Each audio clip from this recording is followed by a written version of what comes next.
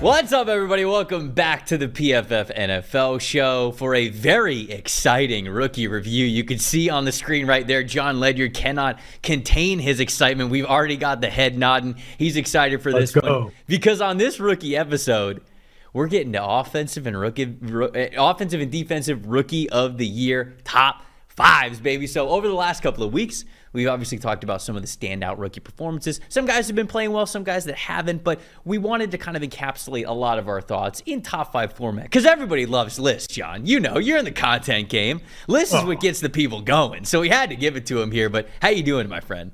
It's all about click rate. That's all we're about, obviously. Yes. And it's all about that. And so if we can get more people to click, we did the right thing. Who cares if the content's good? No, I'm excited for the content, honestly, because you and I kind of said that we were going to do this 4 times maybe throughout the season and sort of update these lists. And we'll see as we go, like how much it changes. That'll be one of the cool things to track. But one of the fun things about doing this with you is that we don't really care about it. And we'll mention it so people know. We don't really care about who's actually in position to win this award. I'll mention at least a couple players that have no shot at winning this award based on how it's typically given out. Right. However, we just want to honor the best performance we've seen. And you and I, unlike people who vote for the award, have actually studied the tape of each of these players. And so that will be one of the fun parts of this is like looking at all the numbers and all the tape for these players and then bringing it all under the microscope of like, okay, and we couple all that with what's actually valuable in today's NFL, I think it should lead to some pretty interesting discussions. Voters catching strays here early on in the show. I didn't think we'd get it, 4 minutes in, but here we are. We absolutely have. But no, okay, going back to what you're saying, though, this is going to be a fun conversation for us because I think throughout the year, a lot of people are going to focus on sort of the betting angle of things and who could actually win the award. We'll talk about that, right? I'll bring up sort of the odds that they have to win the actual award. But you mentioned, we're going to talk about certainly trench players on the offensive side of the ball, guys that have no chance at winning offensive player or offensive rookie of the year who are having seasons that could be the best rookie performance. And we know that they're not going to win the award again because it's just not, it's more given to guys who have stats rather than are playing the best, which is sort of a shame. But we'll get into all of that. But I think they usually figure it out over the sample size of the full season. They usually land on the right player. Yeah, but like offensive linemen can never win it, right? Isn't that crazy, Trevor? That they'll never. We could have. I mean, think about some of the guys who've come in the league and been immediately tier 1 players at the position of offensive line. Think about how hard it is to do that, coming from college pass rushers to the NFL where everybody can rush, and the drop back games in the NFL compared to college and all this stuff. And to come in the league and be one of the best right away and never be considered, like not even considered. It's just it's crazy to me. We got to do something about that at some point. There's no offensive lineman has ever won it, right? No. Okay, I just looked it up. It's only been running backs, quarterbacks, and wide receivers. We haven't even had a tight end win it. Oh wow, Brock Bowers, step up. Yeah, that's. I am kind of shocked that no offensive lineman has ever won it. But I wonder if they've even gotten votes. I'm sure that somebody's gotten like 1 or 2 votes. Which offensive lineman has actually been the closest? This could be a good homework assignment for anybody who's watching this. Who are guys who were tier 1 guys who stepped into the league right away as rookies? Like Tristan Wirfs, Creed Humphrey, maybe. Yeah. Wirfs. Those were elites right away. I'm sure earlier than that, there's other guys I can't remember, but there's not many that step in the league right away and are just elite. And I feel like now we're almost like too far gone at this point. So like I wonder if we'd have to go back to 60s, 70s, 80s or something to like find actual recognition for an offensive lineman because now we're just too stat pilled. Like we're not going to give it to anybody else. But I say that and then now I'm going to be a coward with my list and the guy that's at the very top of the list. But let's get into these top fives for the offense. And the way that we'll do it is I'll go first.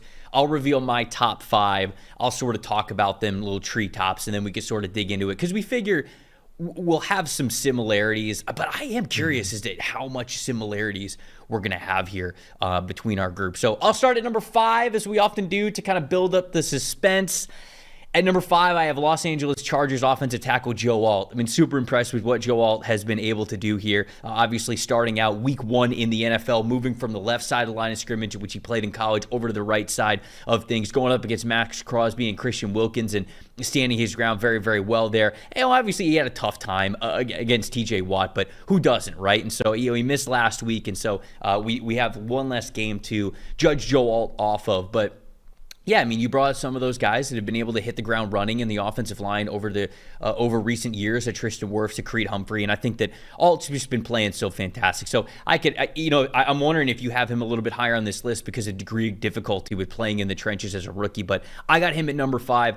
I do have Marvin Harrison Jr. at number 4. I just feel like that first game that he played was a big outlier at this point for how well he has been able to play over the last couple of weeks and what he has meant to that offense. Hasn't looked perfect for him, but certainly weeks 2 and weeks 3 really loved what he was able to bring to the table, how he was a focal point of that offense. A couple of the big throws that he has had, just I think splashes of what he is going to do in this league for years to come, and including the rest of his rookie season here. At number 3, I have Steelers interior offensive lineman or center Zach Frazier. I think Frazier's been absolutely balling this year. I think that he is having a fantastic season, and it's not getting a lot of light shed on it just because he plays center, right? And I mean, it's just like that's unfortunately the nature of playing the position. You just don't get a lot of love there. But I think, again, for him to step into the offensive line play at the NFL level and look as good as he has been unbelievable.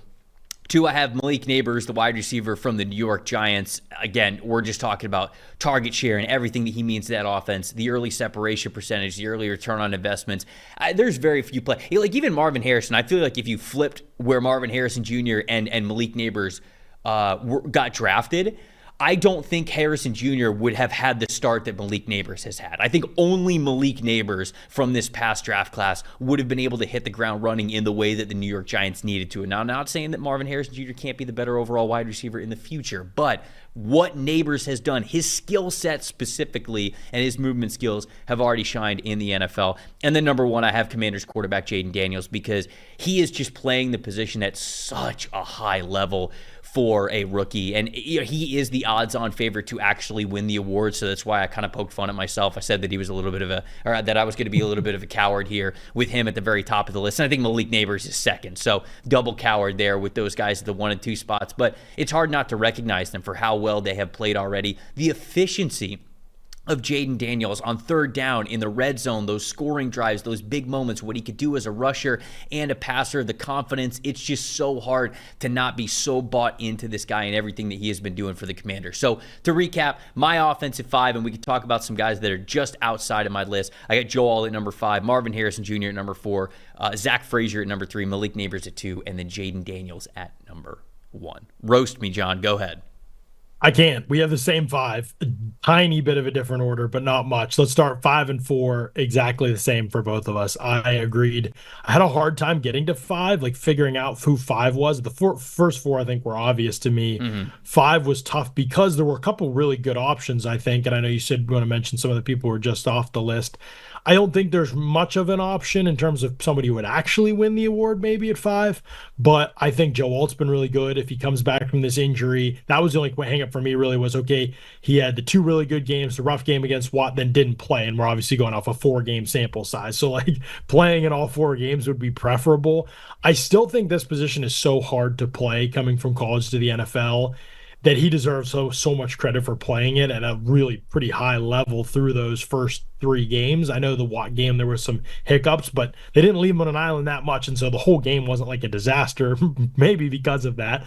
But also, I thought like even when he lost, he did some okay things. It's just that's what happens when you face an elite talent as a rookie. So I just really feel like he's been such a stable player that I put him at 5. There were some other options. I think Dominic Puny from San Francisco has been really good so far. I actually think it's been kind of a little bit of a roller coaster ride getting there, but I think Graham Barton is on his way too. I bet in a couple weeks we could be talking about him. The center for the Tampa Bay Buccaneers has started to get better and better every single week. And given that we said it week 1 or week 2, I forget when we talked about him, a lot of the issues for him were more mental, playing the center position, snapping and moving, rather than physical, athletic, or technical, like something that he just couldn't do. So I think as he settles in, we're going to see him go up in these rankings as well and be in consideration. Brock Bowers deserves consideration. I think his tape has been pretty good this year. I don't think he's been as dominant as the receivers had on this list when you look at the actual tape and how he's getting his production, but there's still been some really good things. He had that one really strong game, and I think it was week 2. And so there's just been a lot of he's been clearly, especially for a rookie tight end, deserving of consideration for that spot. But I did pick Alt there. I did think Marvin Harrison Jr. to me was the clear number 4 guy. And I thought with Harrison, the things that have been so encouraging, because remember week one, we were terrified, right? We were absolutely, we were talking about cowards. We were terrified that we were going to be wrong about this guy. And then he settled in, like the NFL speed, like he started showing that level of speed, especially out of cuts. Like his, I don't know what happened week one to week two, but like he was just like, oh, this is what you do on an NFL right. field. It's the speed in which he adjusted in week two crazy. that I was like, okay, thankfully that happened a lot quicker than I thought it was going to, but I thought it was going to be maybe first 4 or 5 weeks of the season, he was going to struggle a little bit. And then like you said, I wasn't worried long term. Like I thought even second half of the season he was going to look fine, but it's just so weird to look at that first game and then he goes, oh wait, yeah, okay, never mind, I got it. In week two, like it just does not happen the way that it did for him. But yeah, I agree with you. He was able to turn it around, thankfully. And I think just the fact they've been able to use him inside and outside too, and he can create separation has been pretty encouraging. You know, the jab step kind of arm over from the slot to create separation. I know it's Washington's corners and they're awful, but against Washington this past week, he caught the touchdown. I thought that was just a great route. Red zone stuff, you need those quick area wins.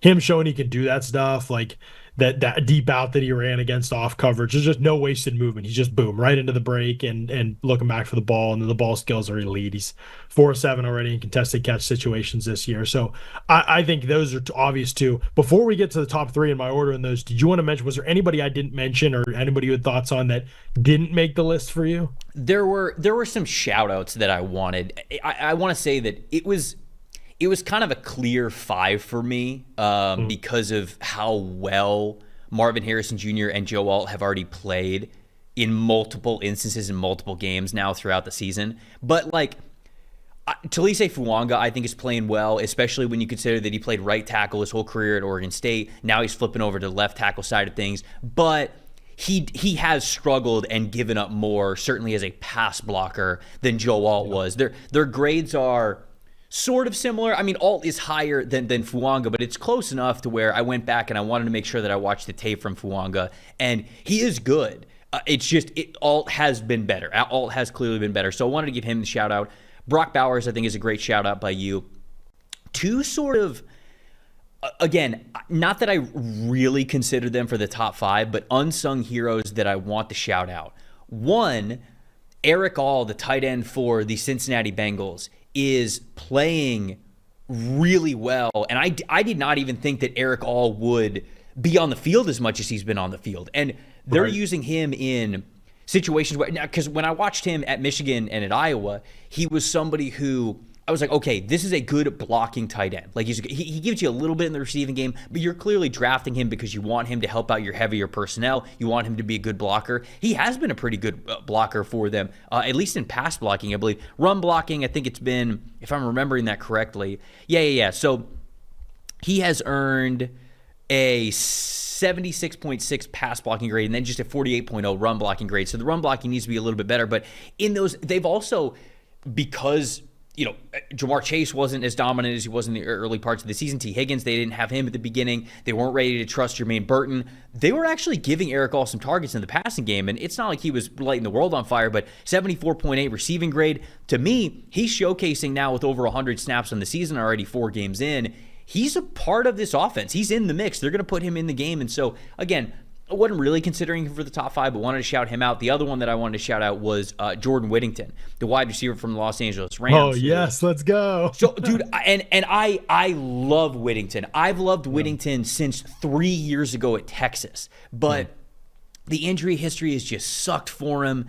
They tried to use him all over the field. He was a former 4-star, former Texas high school recruit, just star, but the injuries just mounted up for him when he was at Texas, and he wasn't able to become the NFL draft prospect that he could have if I think he would have had a fully healthy college football career.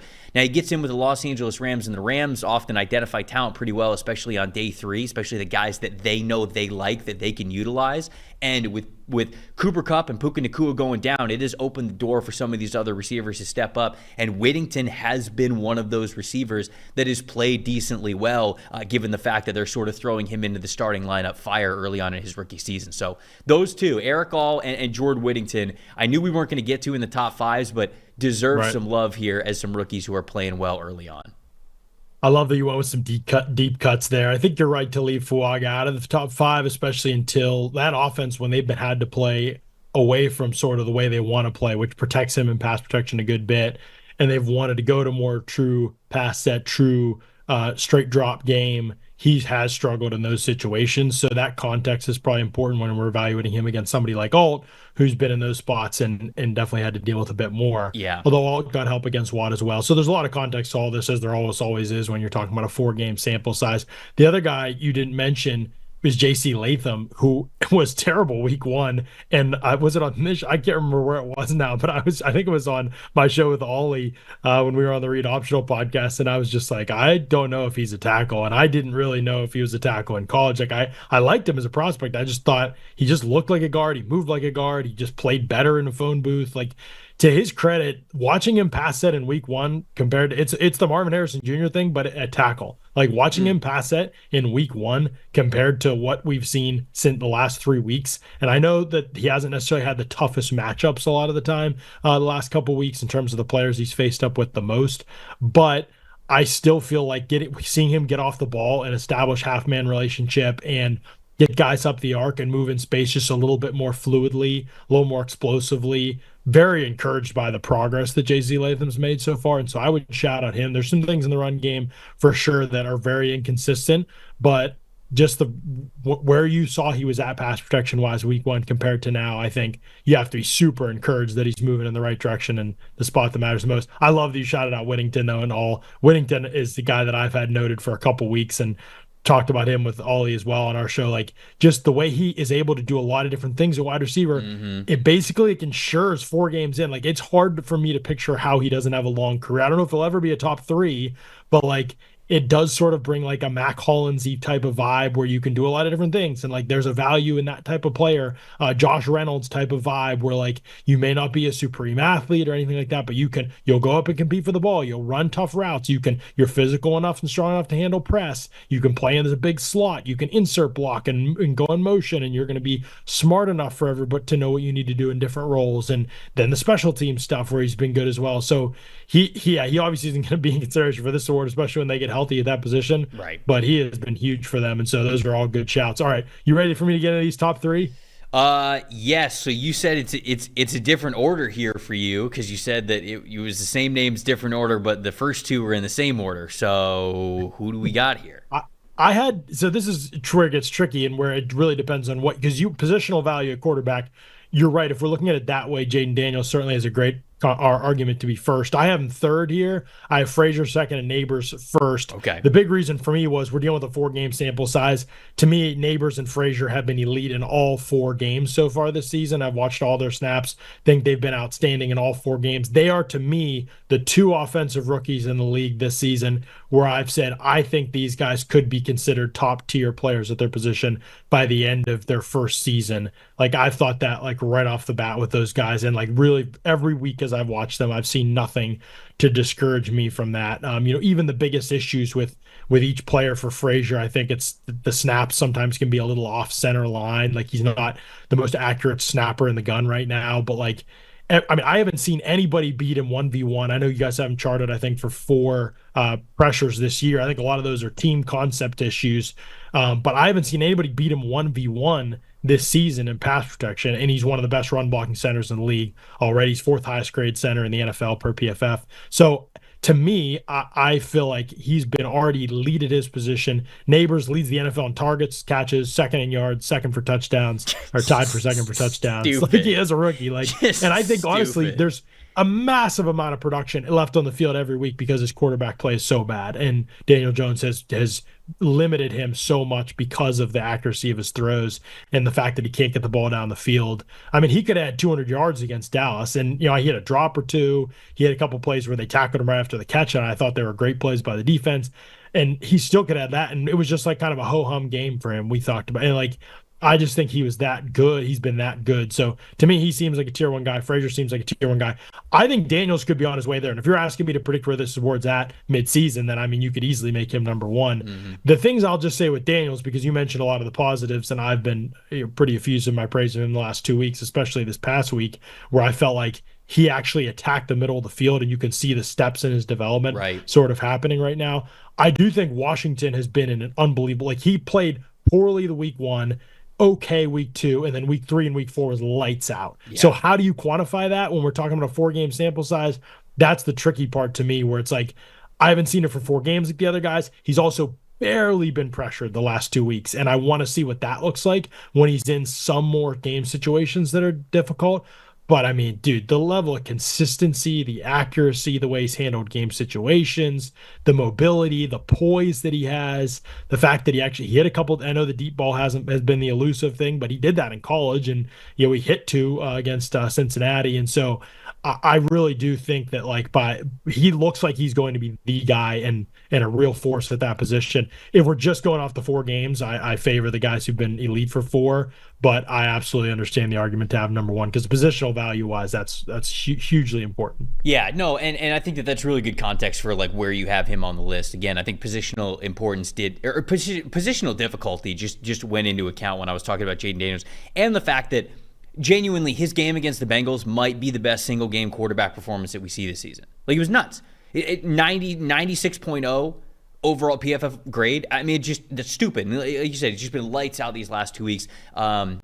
He's going to have a full season to be able to showcase everything for us. But for him, he holds the award in his hand. Like, it is up to him, because if he plays anything close to what we've seen over the last 2 weeks over the course of this season, I mean, he'll not only win Offensive Rookie of the Year, he'll get votes for MVP. Now, I don't think it's going to stay at that high of a level. Like, I think, and that's the tricky part, right? Yeah, like if it doesn't stay at that high of a level, it's going to be a little bit. Does. Where does he settle in, right? What is the settle in for Jayden Daniels? And there's no doubt. I'm glad that you brought it up. The settling in for Jayden Daniels could be lower than what the settling in is for Malik Nabers, because the settling in for Nabers is clearly just 4-game sample size of him being consistently elite, having an above 30% threat percentage in each of the last 3 weeks, and that doesn't feel like it's going to go anywhere. The only other guy that I'll shout out before I want to move on to the defensive side of things, because I think we have a handful of players to talk about there as well. Ladd McConkey's been playing really well. I know that a lot of the storyline with the Los Angeles Chargers has been the run game through the first 2 weeks, Joe Alt for the first 2 weeks, how well their defensive line was playing, and then it was the injuries, right? It was who wasn't in the lineup, and I just don't think Ladd McConkey's got a ton of praise because he doesn't have a ton of production per se. I'm looking, he's only got 190 yards on the season, but he grades out very well for us. His PFF grade is close to Malik Nabers in receiving grade, and it's just because he's winning. He's creating separation. He's creating throwing windows, and he's already being targeted on 28.1% of the routes that he is running. So Ladd McConkey, sneaky. He has not been a storyline that a lot of people have wanted to talk about with the Chargers, but I think he's one more name I'd bring to the table. Anybody else that we didn't bring to the table that you want to get to before we flip over to defense, or did you speak your piece on everybody there? I think we got to pretty much everybody who's playing at the level where they should be in this conversation. I think offensively, the offensive line will be the position to, I know it won't actually win the award, but they'll be the group to watch to see if a guy like that's playing a ton, like a Tyler Guyton, gets better and works his way into these conversations. It's been a little bit of a rough ride for him. I mentioned Barton as being one I think that could move up the ranks eventually. Xavier Worthy, if Rashee Rice is out, obviously for an extended period of time, Xavier Worthy's going to get more targets, I'm sure, more opportunities. I don't know that even his fiercest advocates have pegged him as a high volume type of wide receiver. So if he is asked to be that, if he exceeds expectations in that role, that would be really exciting. Now that Xavier Legette has good quarterback play, like we've seen him start to come alive. I wrote some this past week over my Substack about his progress as a player. In week 3, I was really encouraged by, and then week 4, more of that showed. And so there's a lot of guys that by the end of the year, we're going to be saying, wow, great, strong offensive rookie class, no doubt in my mind. But in terms of special types of players right now, Daniels is working his way toward that conversation. I think whether we're going to see that from him over an entire rookie season, and I think it feels a little more stable right at this point with guys like Nabers and Frazier. And then we will see, I think, which or if a couple offensive tackles get there, but I do think some are going to get there. Shameless and appropriate plug for the Substack there. Go check out Audibles and Analytics, the Substack that Jon has. Yeah, I didn't even say the name. Well, I'm doing it for you. You shouted it out. I want to make sure that people are going to the right spot. spot because you do a lot of really great content throughout the year, whether it's rookie stuff, whether it's big picture, more in the details. Go check out the Audibles and Analytics Substack and become a smarter football fan. I am really excited to get to our top 5 defensive players because I think the guy at the top is going to be consensus for us. I don't know what else on the list is going to be consensus. So we'll see in a second. But hey, the best part about football season is checking out the post-game stats, right? Which wide receiver scored more than 2 touchdowns, which quarterbacks threw for more or less than 350 yards. If you think that you know what's going to happen before kickoff, then play any pick six from DraftKings, an official daily fantasy partner of the NFL. Download the DraftKings Pick 6 app now. Select between 2 to 6 players, and all you have to do is choose if they will have more or less of a certain stat. It is that simple. We're sitting here talking about rookies on this show. If you think that somebody's going to continue to go off, you look at Lab McConkey. We just said that he's had a sneaky good season. If you go find out whatever his more or less total is, and you think that it's juicy one way or the other, put $5 on the line, and your first bet for new customers, if you put $5 on your first Pick 6 set, they will give you $50 in Pick 6 credits. Download the new DraftKings Pick 6 app now. Use that promo code PFF. That is PFF for new customers to play $5 on their first Pick 6 set and get 50 in Pick 6 credits. Only on DraftKings Pick 6. The crown is yours. If you got a gambling problem, call 1-800-GAMBLER. Help is available for problems with gambling. Call 888-789-7777 or visit ccpg.org in Connecticut. Must be 18 plus. Age and eligibility varies by jurisdiction. Pick 6 is not available everywhere, including New York and Ontario. Void where prohibited. 1 per new customer. Non-withdrawable. Pick 6 credits expire in 6 months. Limited time offer. See terms at pick6.draftkings.com/promos. All right, top 5 defensive guys. I feel like we're going to be a little all over the place with this one. There's one guy on my list in particular that I feel proud about that I don't think that you're going to have on your list. This is really hard, by the way, because there was one obvious guy at the top that we'll get to. I'm sure everybody's, well, maybe they're not. And then there was like 10 guys that could sort of be like you could make an argument for. But yeah. You're a real ball knower, so I'm worried that you are also going to recognize the player that I'm going to shout out here. But number 5 for me is Laiatu Latu, the pass rusher from the Indianapolis. He is number 5 for me as well. That is crazy. Not starting off great. Number 4, Saints cornerback Kool-Aid McKinstry. That's my deep pull there. That's the pull. Okay, I don't have him, but I did consider him. Good. That's what I thought. I know more ball than you do. Number three, I'm going Tyke Smith, the cornerback from the Tampa Bay Buccaneers. Number 2, I'm going to go with Andrew Phillips, the cornerback for the New York Giants. And number 1, I think you have to go with the guy who is the odds-on favorite to actually win the award. It is Los Angeles Rams pass rusher Jared Verse. So little treetops on all of them. Like where Latu is coming along, it felt like when I watched his first couple of games, I don't know if he was totally ready for the strength of the NFL level, right? I think that he was able to win with his strength level when he was at UCLA. His hand usage was so fantastic. He was able to stay very clean against offensive tackles at the college level. I just don't think he was ready for the strength of the NFL level. It took him a couple of weeks to get acclimated to that. Now we're starting to see those pass rush moves get in there a little bit more and more, so I think he'll be okay. For Kool-Aid McKinstry, when I was watching his reps, for example, like, I don't know if you're going to bring him up, but like Nate Wiggins is somebody who I consider because Nate has had a lot of like splash plays, but he's also had some down plays. And when I went back, I specifically watched these two guys back to back to tape. And McKinstry to me is just so much more steady. The Saints will play him in press coverage. There's no panic, just like in the Alabama tape. He's hip to hip with these guys, and I think he's just playing really steady ball. And if he was on a team that didn't have as many cornerbacks as the Saints do sort of solidified in their rotation, McKinstry would be a starting cornerback even as a rookie right now with other teams. So I think he'd have even more snaps if he was anywhere else, but I think I really liked what I've seen from him with the Saints. Tyke Smith, we talked about him a little bit last week.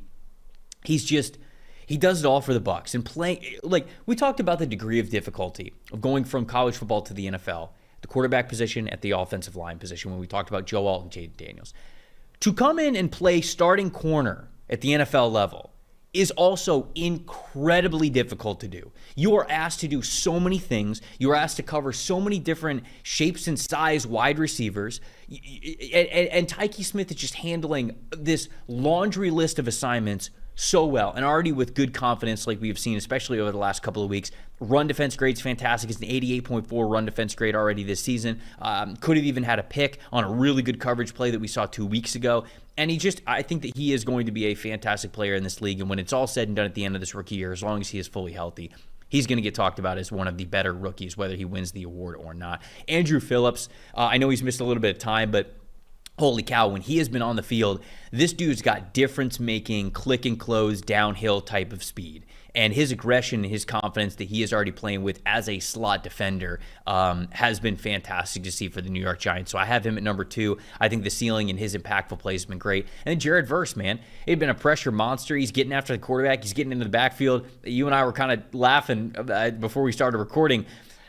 He's been in the backfield so much that somehow a defensive lineman is leading the NFL in missed tackles. So we don't love the missed tackles, but we love the fact that he's at least there to set himself up for it. We'll hopefully clean up on some of those missed tackles and get more of that backfield production. But to me, Jared Verse has been the number 1 defensive player. So your 5, let's hear it.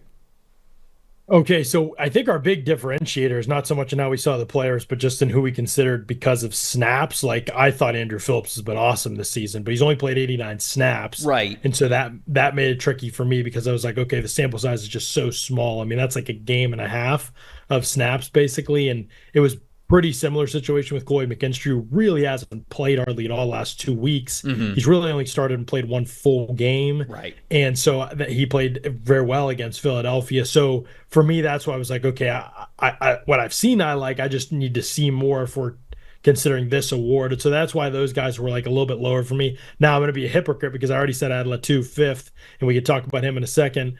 But I'm going to be a little bit of a hypocrite here and say I did put Byron Murphy, who only has 90 snaps, 4th for me. And the reason I thought that was the case is because I think I have more opportunities to see whether a defensive lineman's good or not in 90 snaps than I do basically what Phillips and Kool-Aid have both played about the same amount of snaps because they are out of so many plays and don't get tested as much. So I felt a little more comfortable going with Byron Murphy at 4. With having said that, I don't feel that comfortable yet because I mentioned to you last time we talked about Murphy that there's been low end plays too, but the high end plays have been so good that I was just like, man, I mean, I just think like there's could be a really special skill set here with him and the ability to rush and play run defense. The high end stuff he does is like top tier players in the league, like maybe not the Donald, Chris Jones type of tier, but like the next group, like he'd be top 10 already if he channels that stuff as this year develops. So just because I saw enough flashes to think I wouldn't be surprised if this guy's like a tier 2 D tackle at the end of the season, I felt like it would have been, I felt like, especially with this group and the competition being like, okay, but not like amazing, that I had to have him in here. And then I actually had Tyke Smith 3rd too. I don't know why I thought I could sneak a Bucks guy past you and maybe you wouldn't be locked on there because he's getting absolutely no national buzz at all. But just whatever you needed slot corner to do, he does at a high level, and Phillips does too. And this is why Smith's played like double the amount of snaps as Phillips at this point. But I think that's been one of the big differences so far. Just, I mean, those two guys at that position in the NFL, like that is such an important position. And the importance of that position has just grown and grown and grown as teams have moved more to, they're still predominantly single high, but more to 2 high shells and taking away the deep passing game. How important it is to have a slot, like a flat, perimeter run, perimeter pass game destroyer who will blow up blocks, who will reroute, who will knife through between in the trash, who takes good angles, who tackles well in space. Like all of those things are so important. And then you add what he can do in zone coverage as an underneath defender and dropping underneath routes and making plays on the ball. It's just like a full skill set, the blitz stuff, like those kind of players I think are just really, really quality elite player, like caliber position. And I think if these guys can continue that, Phillips deserves to be in that conversation too. So I think Smith is great. I had the number 2 guy is not on your list, Trevor. Do you want to take a shot at who it is? I would have guessed it was Murphy because Murphy's a really good shout out. Is it Devondre? No, not Devondre. Devondre we should talk about, but he's off my list, but it definitely deserves consideration. Not Devondre Sweat. God, who's gonna be? Now I feel like I'm that guy, but like I think you mentioned it. playing, you said it about playing nickel, but I think playing corner in the NFL is so hard. And for me, Quinion Mitchell has been, although there have been some moments for sure Oh, where okay. like I think like, oh, he got beat on that play or like that's tough. Yeah. Like he is also faced off against some of the best in the league and he's played at a really high level. And I think for that scheme, the click and close, the special stuff that he shows at that position, Hmm. ability to find the ball and make plays on it, he comes up and he tackles. Yeah, there have been growing pains and there'll be bumps in the road and every corner is going to get a penalty and things like that. I understand that, but I think it's such a hard position to play well as a rookie. And he has been relatively, I think, pretty stable, pretty quality. He's gotten his hands on the ball. He's made high end plays. Hmm. And I know it hasn't been perfect. I know his PFF grade is not like elite or anything, but I still think when you consider the full context of what he's being asked to do, he's forcing 2 incompletions a game right now at corner. That's what he is through the first 4 games of the season. And he's played the most snaps of any rookie defender. So to mentally be able to handle it, especially after he played some in the slot in camp, and it wasn't like he was just like fully an outside guy the whole time in the system. And so like the group around him has been great. It's like he's been Right. the best corner on the team so far. And I think he's just played at a really high level. So to me, just considering the context of everything, the when I watch the tape, I just think like he's been the second most impressive guy. And then we can talk about Verse in a second here because I do want to talk about him because he's a fascinating. Where does he stack up sort of around the league right now and against other rookies? But thoughts on those four for me? Yeah, so I think Quignon's a really good shout out. I've watched him. It's a lot of good, a lot of bad. I don't even want to say like a lot of bad. It's just a cornerback roller coaster. He's just going through it as a rookie. So I thought about Quignon, but I didn't consider him in, well, I don't want to say I didn't consider him. Again, like I considered him for my top 5. I didn't think he'd be 2 for you. So when I was trying to be like, oh my gosh, who's he going to have at 2? I wasn't thinking of Quignon, but the fact that he has played over 250 snaps already within 4 games, I don't want to give the praise for the degree of difficulty of stepping in and playing at the quarterback position and the offensive tackle position and not also give that same sort of love to corners who, you and I have talked about this before. I've heard this quote from former players. Starting at corner in general in the NFL as a rookie in week 1 is like trying to drink water through a fire hose. That is how it has been put to me. You are just trying to take in so much information about your own game, what the other team is doing, the new defense that you're on, that sort of chemistry. And like you mentioned, it's not exactly been stable on the defensive side of the football for the Philadelphia Eagles. So for Quignon to even play stable, because his run defense grades are fine, his coverage grades are fine. It's ups and downs in both areas, but yeah, I think it's a good shout out for him to be in a top 5 because of how well he's been able to play, given the volume that he has been asked to play already early on in this season. I think that I also think I watch him, Trevor, and I just think like he's just going to be really good. he's Like going to be really good. I just think that, and so maybe I'm getting a little ahead of myself, jumping the gun here. And I know there's been a few negative plays this year too, but like even when you watch, like I understand, I get it, like why he did that. The high end stuff he's done, I don't think there's a lot of guys who can do it. So for me, I just think he's going in a really positive direction in my opinion, and I just feel so confident in him in a tough role being really really good. So that's part of my rationale. And I think that we've got some really nice corners that are standing out already. Like I do think Quinyon Mitchell is one of them. You know, I mentioned Andrew Phillips hasn't played a ton of snaps, but Kool-Aid McKintry's kind of the same way. We thought this was going to be a good cornerback class coming in, but you know, I mentioned Nate Wiggins a little bit earlier. Kamari Lassiter has had some really nice moments. Again, a guy who has been up and down, but to me, the cornerback class has looked up to the challenge is probably how I should say this. It's not like they've been phenomenal, but all of these guys, they don't really look overwhelmed. These corners that were drafted in the first 3 rounds, at least the guys that we've gotten to see some sort of playing time from already this season. So I do love that. It looks like that cornerback room that we talked about very highly of going into last year, they're getting to play really well. You mentioned you kind of wanted to talk about T'Vondre Sweat a little bit. I'm glad that you brought in Byron Murphy because I didn't have him in my top 5. I could have, but it was, again, just a lot of good, a lot of bad from him. T'Vondre Sweat hasn't exactly been an impactful pass rusher, but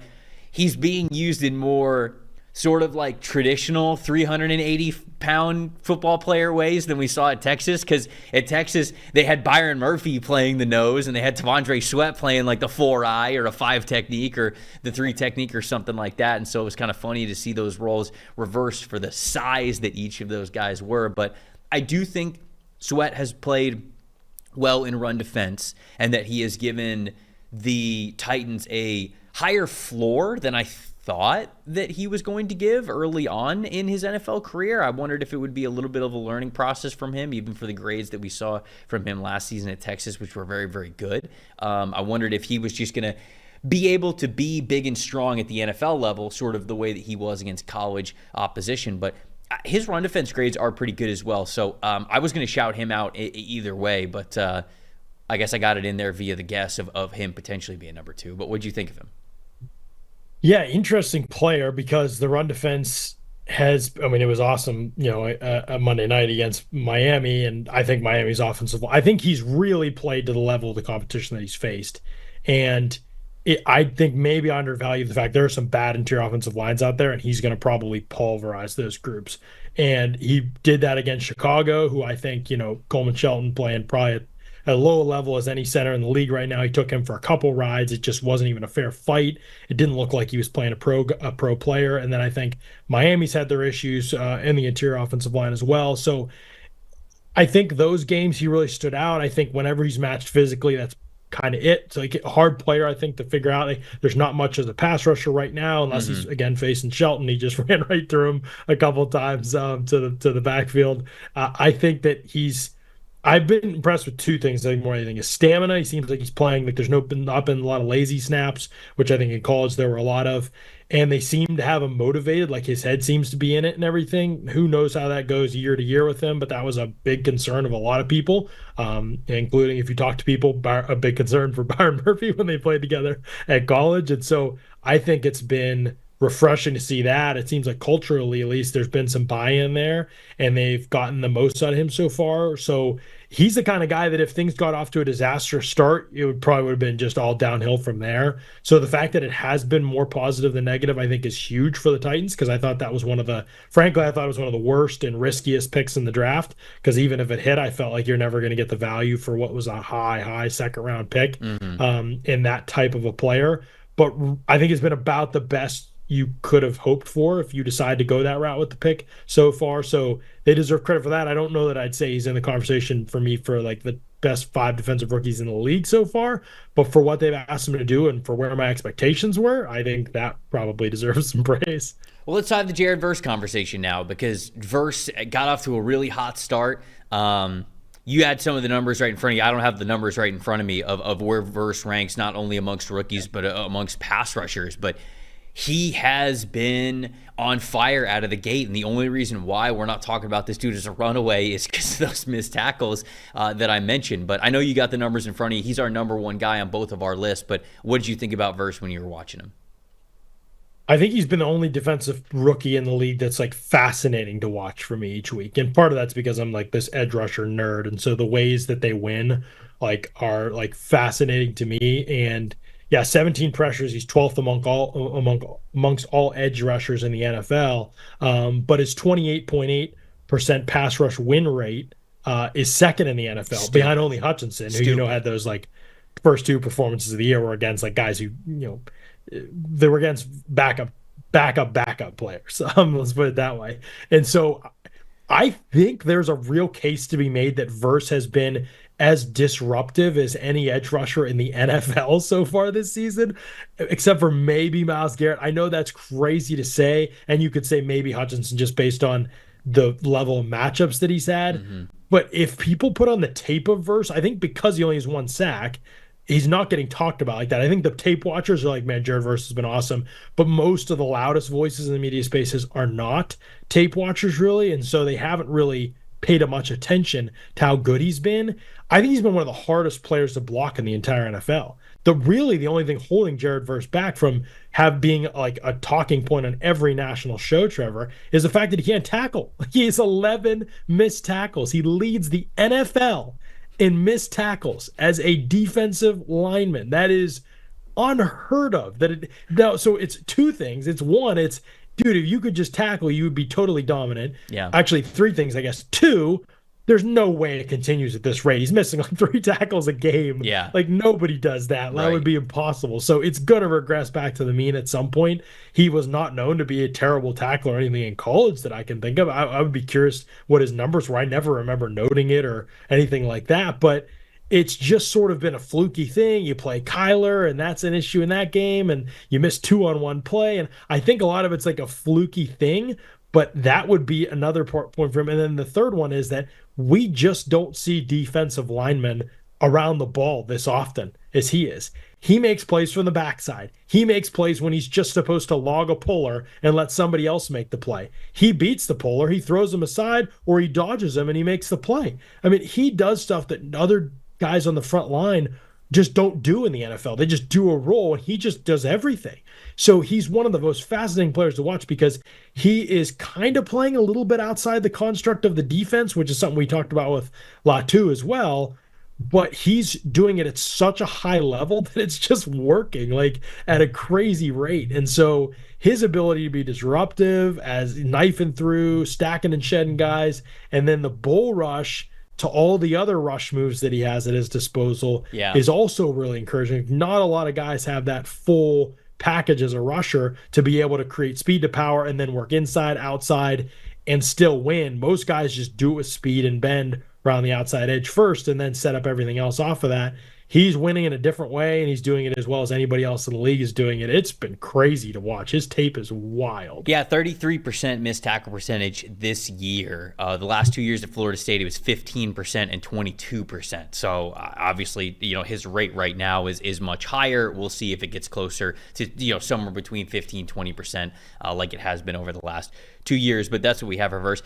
I was not worried about this player when it came to the physicality of the game. Like, Jared Verse loves to be physical. From the first snap that I saw him play when he was at Florida State and he transferred over to Albany, I was like, okay, this guy's got the juice. And he's not afraid to lower the shoulder and have all sorts of contact. And he based a lot of what he did off of his willingness to be physical. Now, that's not to say that he couldn't throw some finesse moves in there when we saw Florida State, because he absolutely could. But I did wonder, at the NFL level, would he be able to root his pass rush plan in his bull rush and in his speed to power the way he was able to do it at the college level? Because there's just not a lot of football players that can win in the trenches off of power predominantly, especially at the edge. Like, the offensive tackles, they're too good, they're too big, they're too strong. Offensive lines, they know how to adjust to you.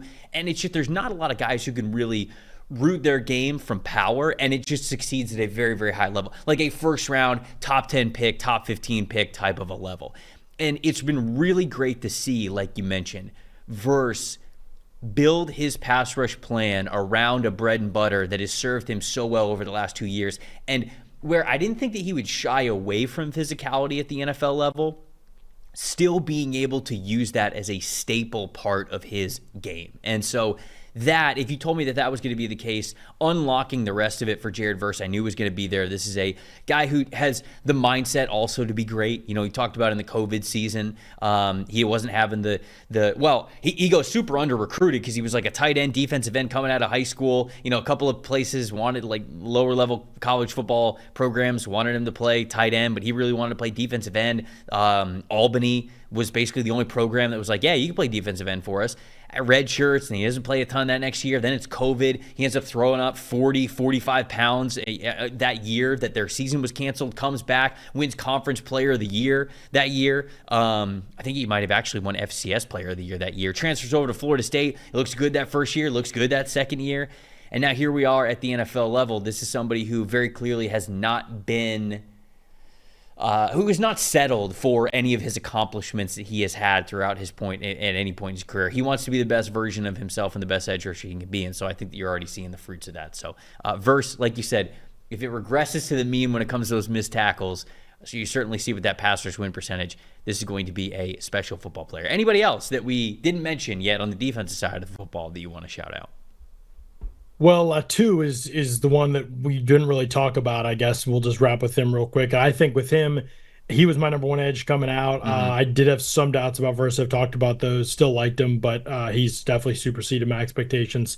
And like I said, is a fascinating player with how he wins. Latu has mostly been he'll go speed to power. He'll do everything. His hands are dynamic. And I think now that he's getting the snap timing down, when you watch him in straight pass rush situations this past week, I don't think he had a sack, but you can just see how dynamic he is, man. He's so the first step and then how he corners his hands are just as fast as anybody in the NFL already. Is crazy to watch his hands. He beat Dan Moore several times this past week and just didn't get a sack, but to win in corner the way that he does, and I think it's all starting to come together for him. He's not I don't know if you want to say it's instinctive or maybe probably even athletic, I guess, which I never would. I didn't think this pre-draft. I didn't think either of them were unreal athletes, but Verse just looks so much more athletic and quicker at the NFL level that I wonder if Latu is going to be as dynamic as he is to not be able to play within structure and to be able to get away with it. So he does have to learn. Like, he gave up the edge on a touchdown against Pittsburgh.